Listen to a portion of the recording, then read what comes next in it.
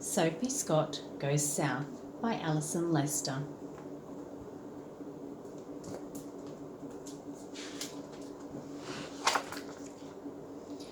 Sophie Scott Goes South by Alison Lester.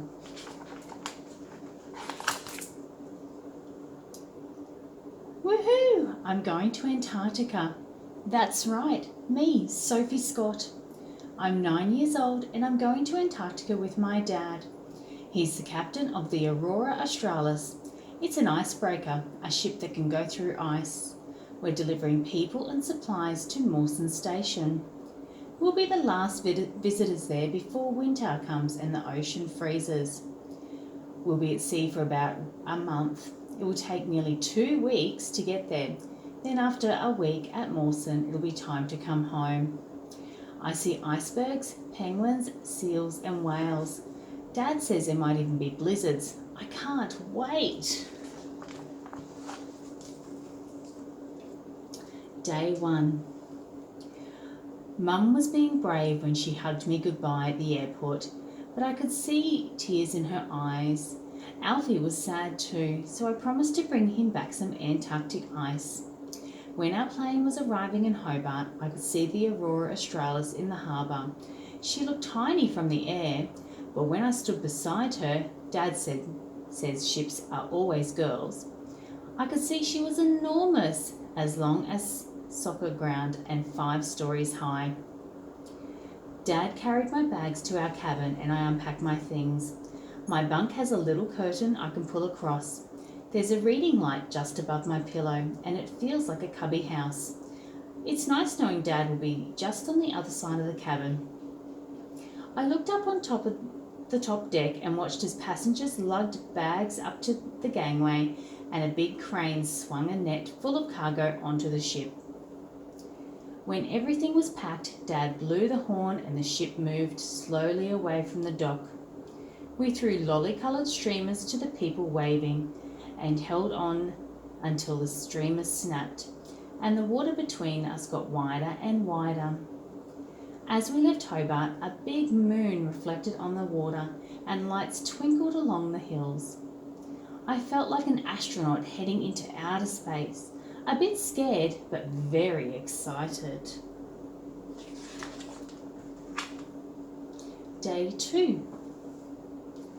Last night I felt safe and smug as the ship crashed through the waves. I love my little bunk. I'm still finding my sea legs, but I haven't felt seasick. Dad says I have the ocean in my veins.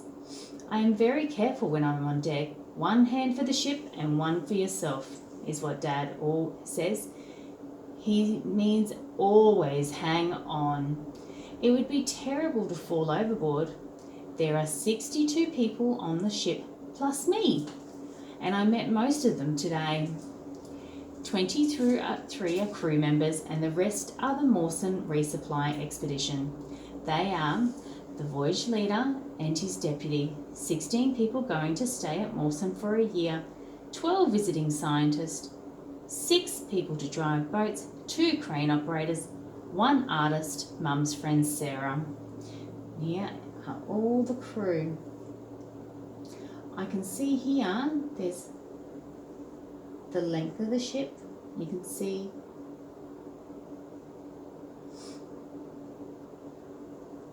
some things on the ship have special names. My bunk is called a berth. The window is a porthole, the kitchen is the galley, and the dining room is the mess. I made a new friend today, Georgie, who is going to Mawson for a year to study penguins. She taught me a dance called the penguin strut. There's Georgie and Sophie doing the penguin strut. This morning we put on our life jackets and all went to the helideck for a muster where we learnt about safety and rescue. We climbed onto the big orange lifeboats hanging off the side of the ship. Each one fits 70 people and the toilet is a bucket. The food is stale biscuits. I hope we don't ever have to use the lifeboats. Dad says I shouldn't worry. He's been to Antarctica lots of times and never been shipwrecked. Day 5. Looks like we've missed how many days? So day 2, day 3, day 4, day 5, 3 days. I've missed a couple of days in my diary because the sea has been so rough. Last night the ship was rocking and rolling like crazy. Anything that's not tied down goes flying and I have to hold on all the time. Sometimes a wave brushes the ship so hard that it feels as though we've hit a rock. The dining room portholes go underwater every time the ship does a big roll. It's like we're eating inside a washing machine. Hardly anyone came to breakfast this morning because lots of people are seasick. Mum's friend Sarah has given me a desk in her studio where I can draw and paint. It's a tiny cabin with no windows. Sarah says that being in this room is like being in the belly of the whale because the pipes in the walls moan and groan like a rumbling tummy. I'm not allowed to go on deck by myself when the sea is this rough, but this afternoon Dad let me go with Sarah to take some photos. The wind was so strong and cold that I could hardly breathe. The ship rolled beneath us like a bucking horse and we watched an albatross sweep over the waves. Day 7. Looks like Sophie's missed a few more days. Day 5, day 6, day 7. 2 more days. When I looked out of my porthole this morning, there were 2 big icebergs on the horizon. My first icebergs. Dad steered the ship close to one and it was as big as a 50-story building. It looked like a giant crouching lion. We also passed a jade iceberg and one with a big black stripe. The stripe was rock that had been picked up by the ice when it was part of a glacier grinding slowly over Antarctica. I was toasty today in my special polar clothes. First I put on a thermal top and long johns, thick woolen socks, neck warmer, polar fleece top and pants, freezer suit, insulated snow boots, mitten, beanie, sunglasses and finally a big Gore-Tex jacket. I looked like a Teletubby. As we headed towards Antarctica, it feels as though we're entering an icy kingdom and the icebergs are guarding it. There's Sophie's pictures of all the different icebergs. Day 10. We've missed some more days. Last one was day 7, day 8, day 9, day 10. 3 days. Brrr, I'm so cold I can hardly type. Last night there was a wild blizzard and I couldn't sleep. I was sliding up and down in my bed like a yo-yo. This morning the decks were covered with ice and snow and it was too dangerous to go outside. After lunch the storm died down and the ship had to go slowly because the sea was covered with broken up ice. There were loud bongs as icebergs just below the surface bashed into the ship's hull. Adam, the first mate, told me these icebergs are called growlers. I loved looking at the ice cracking as the aurora pushed through it, and while I was watching, a seal poked its head through the ice. There he is. It looked right at me, and I waved and shouted, "Hello, seal." Then it was gone. Georgie said it was a crab-eater seal. They don't eat crabs, they eat krill. Maybe they should be called a krill-eater seal. I saw my first penguins too. 6 adelies standing on an ice floe. They look like tiny waiters in dinner suits.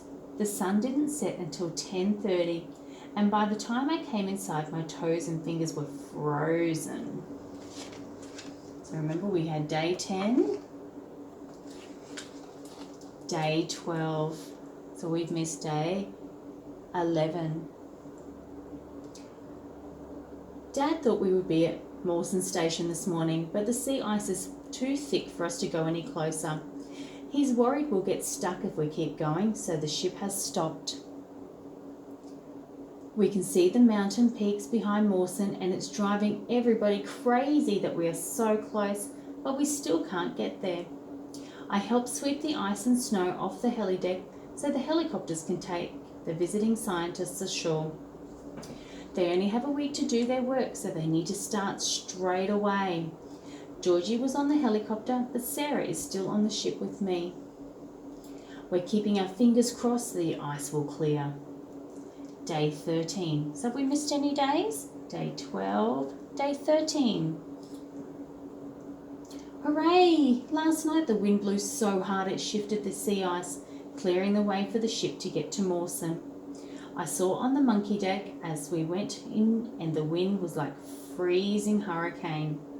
I couldn't hold my camera steady and I couldn't stand up unless I was sheltering behind someone. Dad steered the ship into the tiny horseshoe harbour and parked her like a car. People from Mawson sped out to the ship in rubber boats.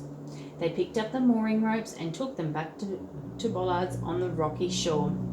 Soon the Aurora Australis was tied up safely. I felt very proud when I heard people saying what a great skipper Scotty was. Day 14. This morning I was so excited about going ashore that I woke up too early, and Dad made me go back to bed for a while. After breakfast we climbed down a rope ladder to a barge waiting below. It was scary trying to hang on with the ship moving up and down. When I stepped on land, my smile was so big it felt like my face was going to crack. I was standing on Antarctica. The ground was rough and rocky with patches of snow. Thick ropes linked all the buildings, and Sarah told me that this is to stop you getting lost in a blizzard. We walked up to the red shed, the big building that the Mawson people live in. As soon as I got inside, I started to feel sick and dizzy. It felt as if the building was heavy like a ship, up, down, up, down. I didn't feel seasick on the ship, but I felt seasick on land. The station leader, Jamie, said this happens to lots of people. She welcomed everybody and told us the station rules. Then we helped put away supplies. There were huge boxes of toothpaste, toilet paper, soap and shampoo, and massive amounts of food like 5,400 eggs and 165 tubs of ice cream. Later, Georgie took me for a walk and we watched a Wendell seal scratching his whiskers with a flipper.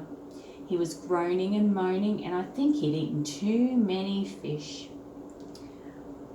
It was good to get back on the ship tonight and show Dad my photos. Katrina brought me dinner in bed because I was so tired.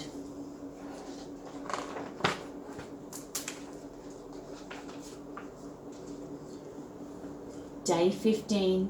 When we went ashore this morning, Sarah and I explored the station. We had lunch in the red shed, then Jeff, the station doctor, took us for a drive up to the plateau. He went to Hugland, which is a kind of snowmobile. It was very noisy and bumpy. As we went up the hill, the Hugland couldn't get a grip and kept sliding backwards towards the sea. I was thinking how bad would it be to crash into the freezing water when Jeff finally gunned it to the top, and we all cheered. Before we got out, we hooked spiky chains under our boots because the ice was as slippery as glass. I took some photos, but we didn't stay for long because it was so cold. As we bumped back into the station, the sky went dark and hail started bashing against the windscreen. When we got out of the Hugland, it was snowing so heavily we could hardly see.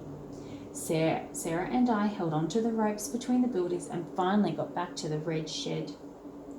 When Jamie called Dad on the radio, he told us we would have to stay ashore. The weather was too wild for us to get back to the ship. It was a blizzard. I was stranded in Antarctica. Georgie put mattresses on the floor of her room for Sarah and me, and we were like little mice snuggled up together.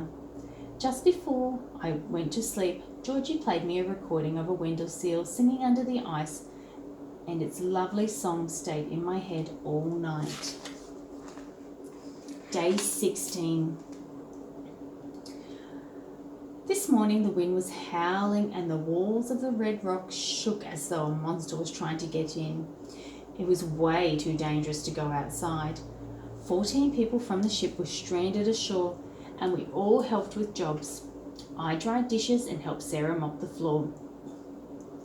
Everybody was kind to me, but I felt lonely and worried about Dad. I watched the ship swinging from side to side, and it looked as though the ropes would break for sure. In the afternoon, the blizzard got so strong that we couldn't even see the aurora. It was a whiteout. So you can see the snow is getting heavier and heavier, and you can't see it very well at all. Georgie and Sarah played polar Scrabble with me, and I think they let me win. After lunch, Janie gave me the phone so I could talk to Mum and Alfie. While Mum was talking, I could hear the magpies singing outside our house. By dinner time, the blizzard had died down, and it was still too dangerous to go back to the ship, but we were allowed to go outside. When Georgie and I went walking, we had to hold on to each other to stop from blowing over. We saw an adolescent penguin completely covered in ice. Georgie said it wouldn't feel cold because penguins' feathers are good insulation. Day 17. Last night, Sarah and Georgie woke me up to show me a surprise. They helped me get dressed. We went outside and they pointed up. A band of light stretched across the sky, shimmering and dancing in front of the stars. It began over the sea and swooped above us in a wide stripe of neon green. It was as though a ghost had zoomed across the sky, then disappeared with a flick of its tail. It was an aurora. They're caused when particles from the sun crash into the Earth's atmosphere above the poles. In the Arctic, it's called aurora borealis. In Antarctica, its name is aurora australis, the same as our ship. I woke up to a sunny day and a nice surprise because Dad arrived when I was having breakfast. It was great to see him, and he hugged me until I had to yell for a breath. I took him to see the penguins, and we all had a go on the climbing wall. Dad was hopeless, but I could climb like a spider. After that, we went back to the ship. Day 18. We have 2 more days at Mawson, and when we leave, there will be no more visitors for 7 months. Only 16 people stay here for the winter. That's when Georgie will ride her quad bike over the sea ice to Ostarrukeri. She'll live on nearby Macy Island in a tiny red apple hut and study the emperor penguins. There are more than 20,000 penguins there. That's a lot of penguins.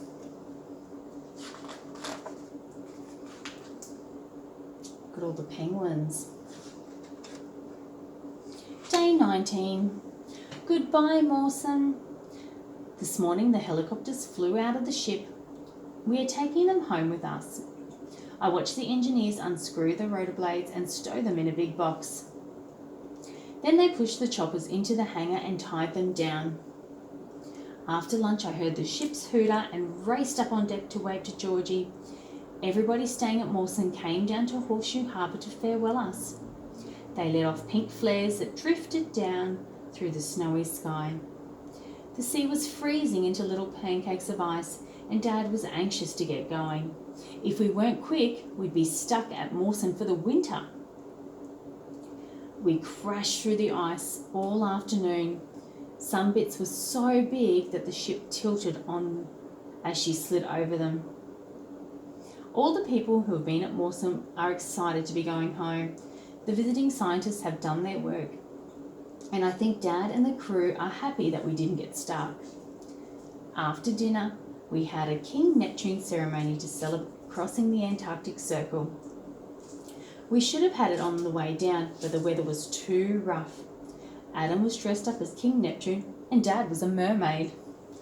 He had to kiss a dead fish. Yuck! We've missed a few more days. Our last diary entry was at 19, and now we're at day 22. So how many days is that? 19, 20, 21, 22. 3 days. The ice has been so thick it's taken us 3 days to get this far. This morning at sunrise we saw some killer whales beside the ship. Their shiny black bodies stood out against the golden sea. Some were putting their heads right out of the water as we went past. This is called spy hopping. After lunch, Sarah showed me some photos from her polar trips. and told me about the famous Antarctic explorers. Day 25, so we'd missed a few more days again. 22, 23, 24, 25, 3 more days. We've been out of the ice for 2 days now. This morning the ship stopped to pick up an underwater microphone called an acoustic recording package. The scientists on the ship left it here a year ago to record the ocean noises. Today the technicians floated it to the surface. Whale experts back home will listen and find out about what the whales have been saying. After lunch it was sunny, even though it was still minus 4 degrees. Sarah and I took photos of the cooks pretending to sunbake in front of an iceberg. That was our last iceberg. I felt sad we wouldn't see them anymore. When we were in the ice, it seemed like they would last forever. It was Dad's birthday today, and I got to carry out the cake on a big silver tray. Tonight the sun will set over confused seas. I love that name. It sounds as if they can't figure something out, but it really means there are waves coming from all directions. Only 4 days until we get home. I'm going to miss my little bunk that rocks me to sleep every night. Day 30. So we went from day 25 to day 30. How many days did we miss? 25, 26, 27, 28, 29, 30. 5 days. When I woke up this morning, the ship wasn't moving, and when I looked out of my porthole, there was Hobart. We were all tied up to the dock. After breakfast, we swapped email addresses and said goodbye. Sarah gave me a beautiful painting of whales and icebergs to take home to Mum. Then everybody walked down the gangway with their bags. The ship felt still and quiet when they were gone. I picked up my things, peeled my pictures off the wall, then lay there on the bunk and waited for Dad.